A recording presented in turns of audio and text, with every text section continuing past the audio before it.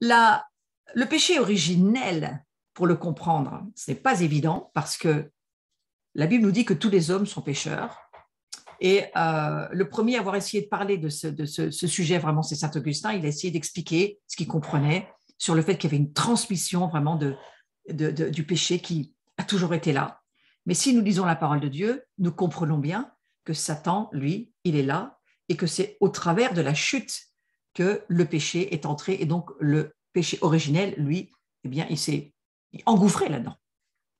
Alors, toute l'humanité dont nous faisons partie a besoin de voir, pas seulement comprendre au niveau, on va dire, intellectuel, parce que ça ne suffira pas, ça ne servira d'ailleurs pas à grand-chose, ça sera juste une information. Nous avons besoin de révélation.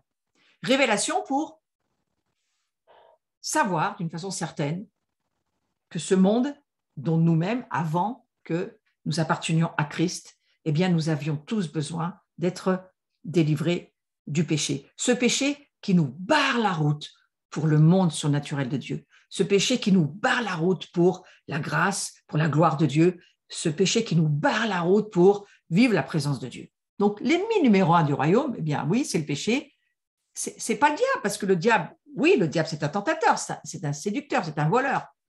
Mais c'est notre choix du péché qui nous a éloignés de la présence de Dieu.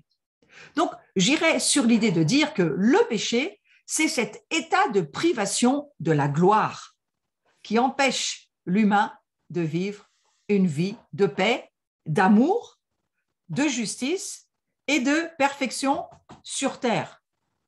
Cherchez premièrement le royaume de Dieu et la justice de Dieu, et toutes ces choses vous seront données par-dessus. On va le relire sur le visuel. Hein. Le péché, c'est cet état de privation de la gloire qui empêche l'humain. Vous voyez, c'est un blocage, ça nous barre, c'est une distanciation. On ne peut plus vivre l'union. Le péché, c'est quelque chose qui vous empêche de vivre l'union. Et la solution divine pour reconquérir le royaume perdu par Adam, la seule solution, c'est de naître de nouveau et de nous trouver en union avec Christ, le second Adam qui l'a reconquis pour tous les humains, en ayant la victoire sur le péché et sur la mort. Si par l'offense d'un seul, la mort a régné par lui seul, écoutez bien, si par l'offense d'un seul, hein, là on parle, voyez-vous, alors on revient au visuel juste avant, il y a un petit souci technique, mais on va essayer de faire avec aujourd'hui. Le péché, c'est cet état de privation de la gloire qui empêche l'humain de vivre une vie de paix. Moi, j'aimerais vraiment que vous puissiez, non pas le savoir, mais le recevoir en révélation. Si nous péchons, nous créons des obstacles, il y a forcément obstruction entre Dieu et nous. C'est quelque chose qu'il faut voir dans la révélation. Ce n'est pas seulement une information, je vous le redis. Ouais. Alors, donc je reviens à mon verset, si par l'offense d'un seul, la mort a régné par lui seul, à plus forte raison, ceux qui reçoivent l'abondance de la grâce,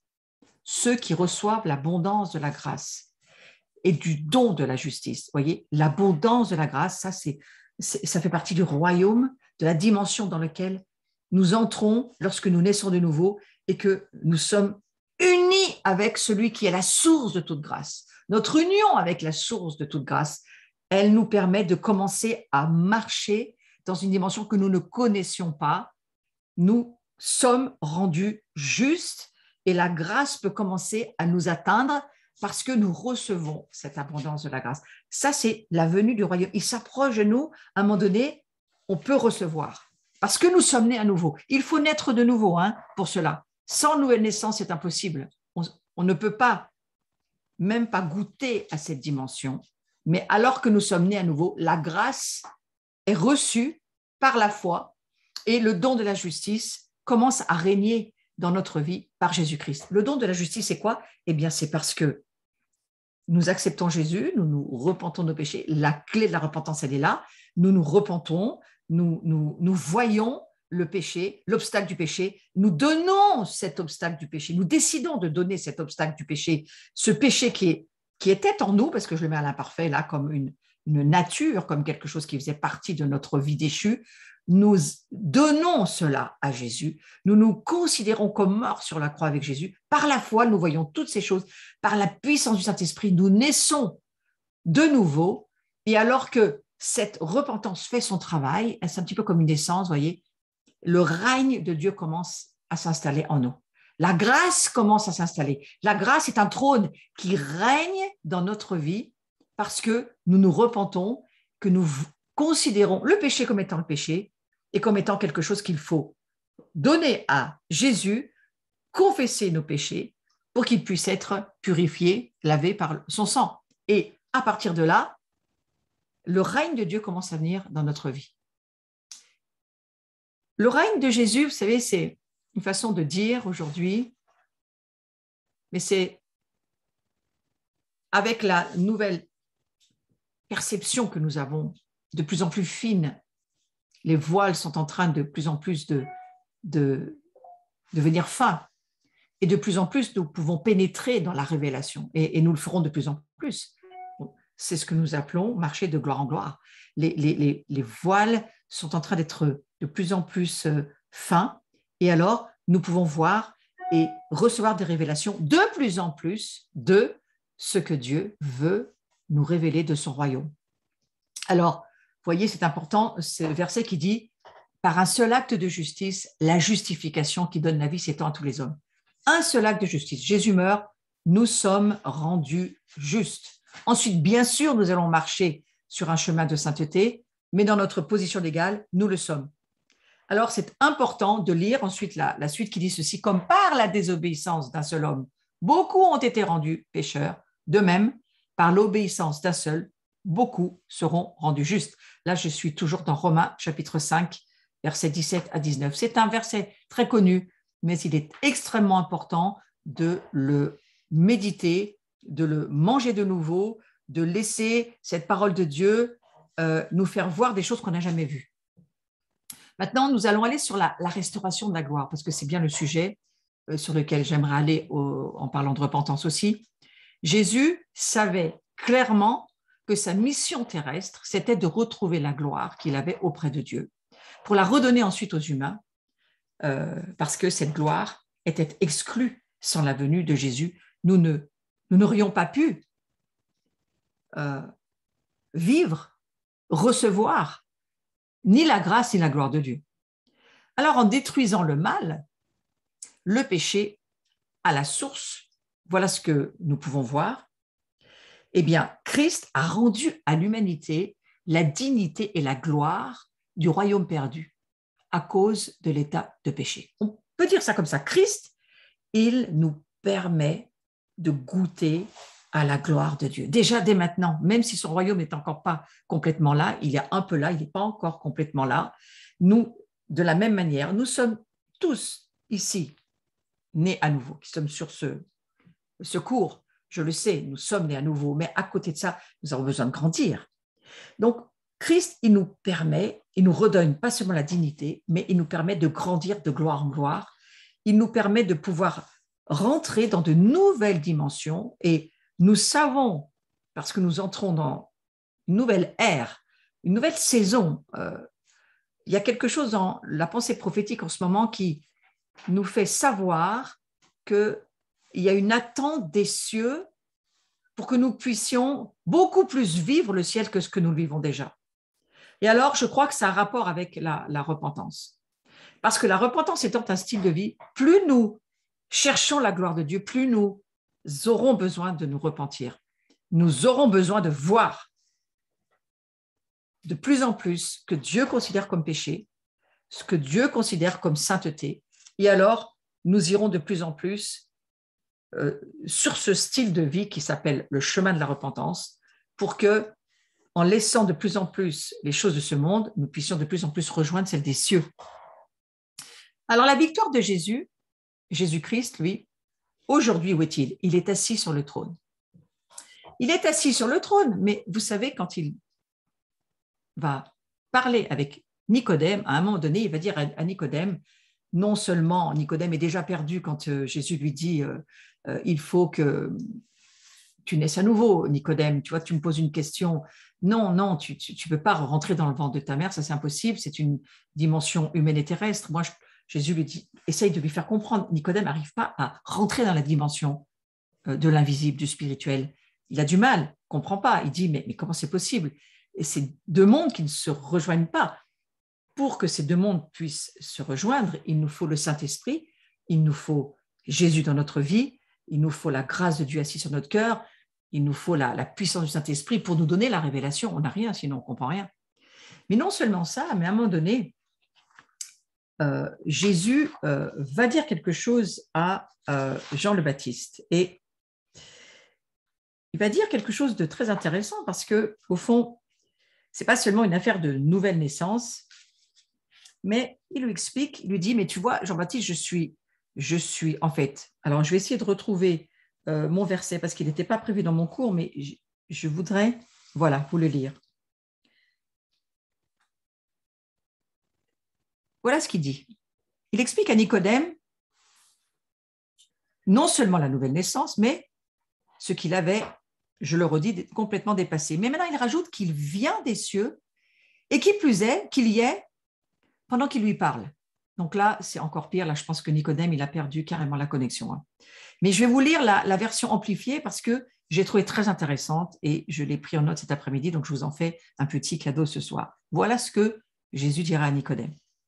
Et pourtant, personne n'est encore monté au ciel, mais il y a quelqu'un qui est venu du ciel, le Fils de l'homme, lui-même, qui est, qui habite, qui réside dans le ciel. Ça, c'est la version amplifiée que Jésus répond à Nicodème. Lui, il lui dira, mais tu sais, Nicodème, en fait, je te parle là, mais il a fallu que je descende du ciel pour venir te parler, mais en fait, je vis dans le ciel tout en te parlant maintenant sur la terre. Et là, Nicodème, il a perdu la connexion, c'est fini. Mais c'est deux mondes qui ne se rencontrent pas. Et Jésus lui dit, j'habite au ciel. C'est là où je vis. Mais je suis descendu parce qu'il fallait que je descende pour que j'ouvre justement un couloir, un chemin, pour que les hommes puissent, au travers de ma mort et de ma résurrection, me suivre. Mais où suivons-nous Jésus aujourd'hui? Nous devons le rejoindre dans les cieux parce que c'est là qu'il habite et nous devons passer du temps avec lui et voir un petit peu comment il vit là-haut parce que c'est quand même là qu'il nous attend.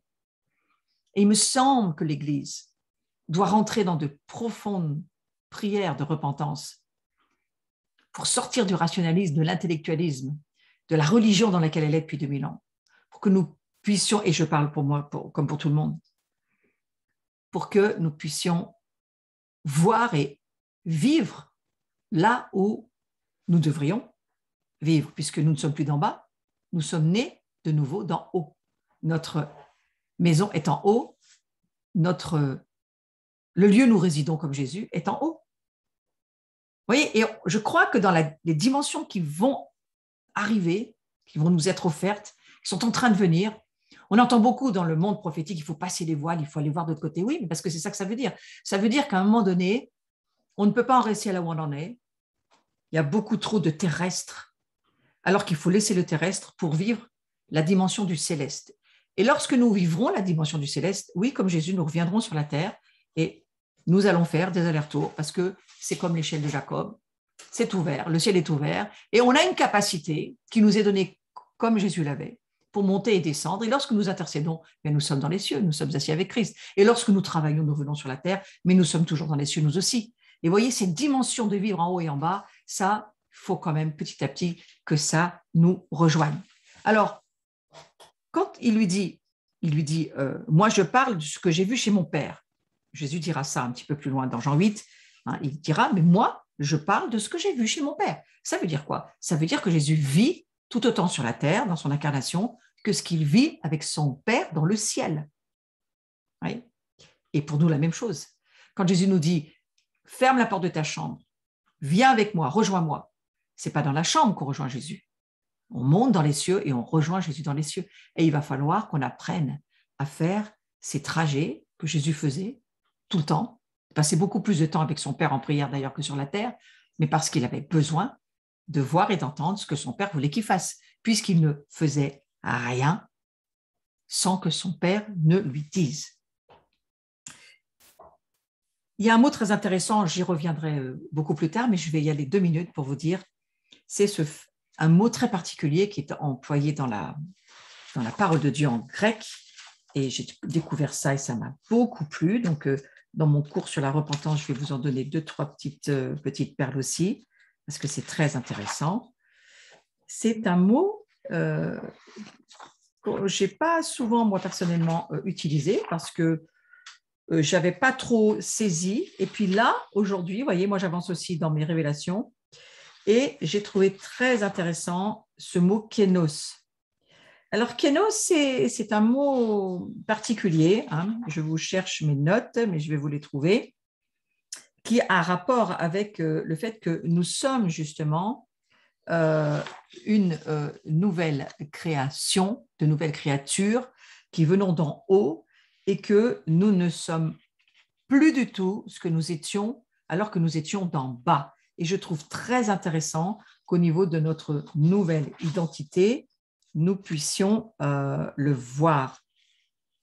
Alors, kénos, on le prend dans ce verset de Romains chapitre 8, verset 29. En effet, ceux que Dieu a connus d'avance, il les a aussi destinés d'avance à devenir conformes à l'image de son Fils, afin que celui-ci soit l'aîné de nombreux frères et sœurs. Vous voyez, ça c'est Romains chapitre 8, verset 29. Alors, je vais vous le lire dans une version un peu différente, toujours dans The Mirror Translation. C'est une autre traduction, ne me demandez pas où elle se trouve sur des traducteurs, mais je l'ai trouvée très intéressante, donc je vous la lis, parce qu'elles nous permettent, ces diverses traductions, de mieux comprendre certaines choses. Dans le Fils, nous pouvons voir le modèle original désiré par Dieu pour notre vie. Il est le premier-né de la matrice révélant notre propre genèse. C'est toujours Romains, chapitre 8, verset 29. J'en reparlerai, ne vous inquiétez pas, et je vous l'écrirai plus tard, mais souvenez-vous de ça. Dans le Fils, nous pouvons voir le modèle original désiré par Dieu pour notre vie. C'est-à-dire que lorsque vous allez regarder Jésus, vous allez vous dire, c'est mon modèle, et en fait, c'est ce à quoi je dois ressembler, je dois faire la même chose que lui, et même la Bible nous dit plus que ça, puisqu'elle nous dit qu'on va faire des choses plus grandes que lui. Bon, mais commençons déjà par ce qu'il est, ça sera déjà pas mal. Ça veut dire, alors, ce fameux verset nous dit donc qu'il y a cette dimension, et Paul, il a choisi un mot, kénos, pour décrire le changement miraculeux opéré par Jésus-Christ dans le cœur de l'humanité. Ce mot kénos, ça veut dire neuf, nouveau. Dans ce verset de 2 Corinthiens 5, 17, ainsi, si quelqu'un est uni à Christ, est-ce que vous êtes uni à Christ? Si vous êtes uni à Christ, ça vous intéresse. Alors écoutez bien. Si quelqu'un est uni à Christ, il appartient à une nouvelle création. Les choses anciennes sont passées, voici, les choses nouvelles sont venues. Je vous ai parlé de nouvelle naissance. Je vous parle ce soir de nouvelle dimension. Alors ce mot, nouvelle création, c'est en fait un nouvel être. Nous sommes une nouvelle personne. C'est le mot kénos qui signifie beaucoup plus que le fait de remplacer quelque chose qui serait vieux par du neuf, parce qu'on pourrait penser que ça voudrait dire ça, un nouveau en termes de le vieux n'est plus bon, alors on va mettre du neuf. Non, c'est bien plus que ça. Jésus, il n'est pas venu pour remplacer Adam, il n'est pas venu pour remplacer comme on remplacerait un nouveau iPhone parce qu'on a un iPhone qui ne marche plus. Vous voyez, ce n'est pas tout à fait ça. Ce n'est pas du tout seulement ça que ça veut dire. Ce n'est pas le propos de Paul dans le Nouveau Testament. Jésus n'est pas venu non plus pour améliorer l'être humain. Vous avez bien saisi qu'on n'est pas dans la rénovation, dans l'œuvre de la croix. Ça n'a rien à voir avec une rénovation. Derek Prince parle d'échange, mais aujourd'hui, on peut peut-être le voir un peu plus clairement avec ce mot kénos. C'est pour ça que je vais dessus. Jésus, il est venu pour mettre fin à l'espèce humaine déchue. Là-dessus, on est tous d'accord. Et c'est la raison pour laquelle il est appelé dans le Nouveau Testament le dernier Adam. Ça, je vous l'ai souvent dit. Mais il est venu pour commencer une toute nouvelle espèce selon une conception kénos, c'est-à-dire une espèce au-delà de notre humanité. Et j'aimerais appuyer sur le au-delà de notre humanité parce que la repentance, c'est là où elle nous propulse. La repentance, elle va nous propulser au-delà de notre humanité, dans des dimensions que nous n'avons jamais vues, que nous ne connaissons pas, que nous ne pouvons pas connaître que par l'Esprit de Dieu. Il faut nous préparer à cela. Et il est question de gloire, il est question de vivre, il est question d'union avec Dieu, il est question de capacité habilitante, bien sûr, pour manifester le royaume de Dieu sur la terre. Tout ça, il en est question. Et c'est en vivant en union avec Dieu que l'homme a reçu, bien justement, cette nouvelle création qu'il est devenu, cette capacité surnaturelle.